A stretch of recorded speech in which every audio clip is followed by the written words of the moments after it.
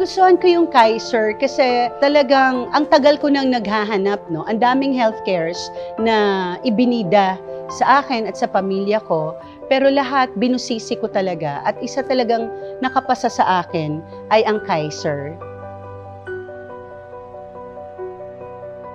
Imagine, no? You are insured and you have an additional retirement. Pagtanda mo, hindi ka lang aasa sa gobyerno na retirement, no?